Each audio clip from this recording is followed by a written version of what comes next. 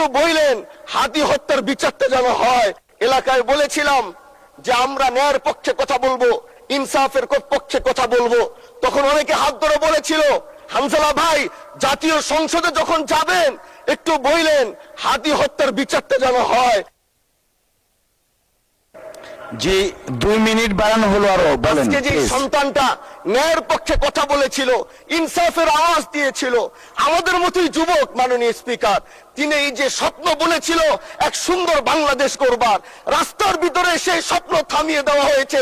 এই বিচার যদি না হয় তাহলে আমাদের মতো হামজালাদের নিরাপত্তাও রাস্তায় কেউ দিতে পারবে না মাননীয় স্পিকার।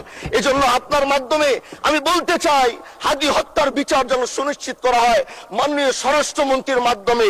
মাননীয় স্পিকার, আর একটি কথা, আমি আর বেশি লম্বা দীর্ঘ আলোচনা করব না।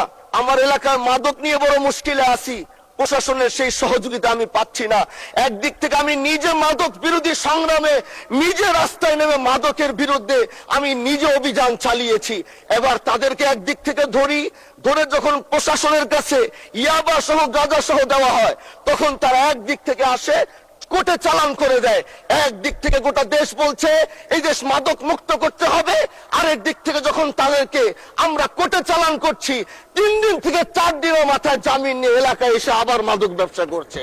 এজন্য মাননীয় আইনমন্ত্রীকে বলবো, আপনি এই ইয়াবা গাঁজা যেই বড় বড় নেশাগুলো আমাদের দেশে বেশি সচরাচর চলছে, এই বিষয়ে আইনটাকে আরেকটু মজবুত যদি করবেন, তাহলে আমরা মনে করব আমরা এই দেশ আর এই সমাজটাকে আমরা হয়তো আগামীর বাংলাদেশ, আগামীর যারা যুবক, মাননীয় স্পিকার আপনার খারাপ লাগবে, যুবকগুলো গ্রামের তারা ধ্বংস হয়ে যাচ্ছে।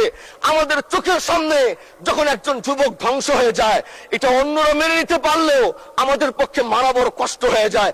আমরা দেশটাকে বাঁচাতে চাই, আমরা আগামীতে ওরকম কিছু যুবক তৈরি করতে চাই যারা নেশা ধরবে না, তারা পড়াশোনা করবে, তারা দেশের জন্য ফিকির করবে। মাননীয় স্পিকার, আমি সত্যের পক্ষে থাকবো, আমি অন্যায়ের বিরুদ্ধে সোচ্চার থাকবো, আমি গণমানুষের কণ্ঠ হয়ে করব। আমি এমন